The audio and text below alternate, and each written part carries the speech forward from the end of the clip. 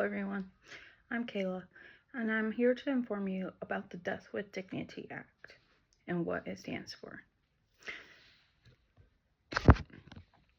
There are times when the terminally ill are ready to go, and they no longer want to experience the pain that not only disrupts their lives, but also their loved ones. Often enough, they seek a way to relieve some of the stress they feel have caused, or are currently causing themselves and their families. But on October 27, 1997, many looked forward to the new act that Oregon enacted allowing terminally ill patients to end their lives voluntarily through self-administrative lethal medications under a physician's order. This act is known as the Death with Dignity Act. Again, my name is Kayla Fargo. Not only have I done a lot of research on this act, but I have also experienced this episode with a family member that was terminally ill. The Death with Dignity Act advocates for fundamental freedom of choice for end-of-life options. It takes the stress off the terminally ill who will pass away in 6 months or less, and allows the terminally ill patients to legally take a medication that ends their lives in a peaceful manner.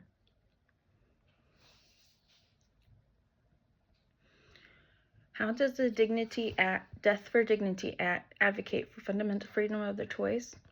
The Death with Dignity Act is currently enacted in 10 states. It is Oregon, Hawaii, California, Colorado, Maine, Montana, New Jersey, New Mexico, Vermont, and Washington, D.C. This fundamental freedom of choice gives the terminally ill the choice to make their end-of-life decisions. This allows them to choose when and how they die. This act is also ethical because it is without coercion, weighs various options, gives knowledge of all procedures, and gives patients who are mentally competent autonomous decision over their bodies. The Death with Dignity Act provides the terminally ill less stress and suffering. Since the Death with Dignity Act is enacted through a physician who explains the process, the physician is qualified to determine who meets their criteria and go through with the act, such as if they are sound of mind, they have an uncurable disease that causes suffering and pain with prognosis of 6 months or less to live. They must be of age 18 or older and is able to self-administer the injection. This gives the patient less stress and suffering because it is a choice they make on their own. They cannot be coerced, and the physician helps them by explaining the process. By doing this, it is a way for them to die with dignity by controlling the time and manner.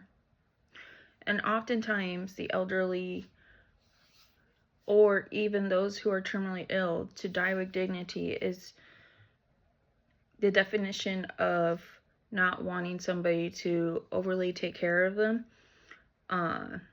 They want to be able to still do things for themselves, but when they start getting to that point where they can't, that to them is undignifying them.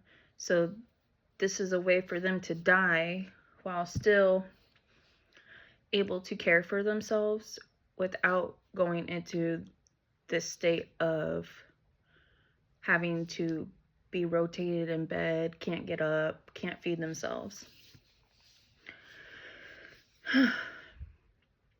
The Death with Dignity Act allows the terminally ill to take a medication that ends their lives in a peaceful manner. This medication is prescribed by the physician that is self-administered. Usually the physician is the one that they have gone through this whole process with.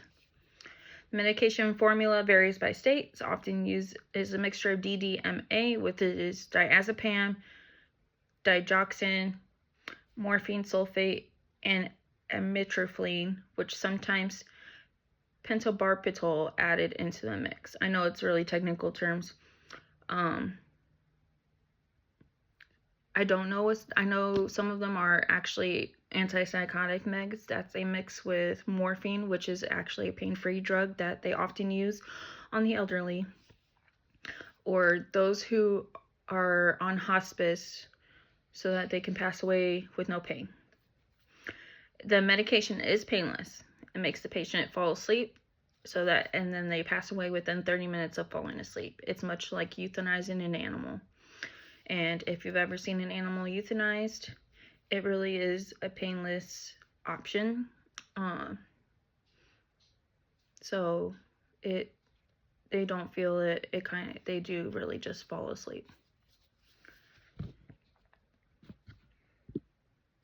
In conclusion, the Death with Dignity Act is legal in 10 states so that the terminally ill have the choice to end their lives when what they want, as long as they meet the criteria and they have an incurable disease and are of the age of 18 or older. And then the medication that is prescribed is painless and provides terminally ill no suffering. No more suffering, I should say. Because if you think about it, a lot of the illnesses that we have out there, like cancer or Huntington's or Parkinson's, it can be quite heavy on the body. And in conclusion, the Death with Dignity Act is a safe and painless option for those who are seeking to die with dignity on their own accord. Thank you.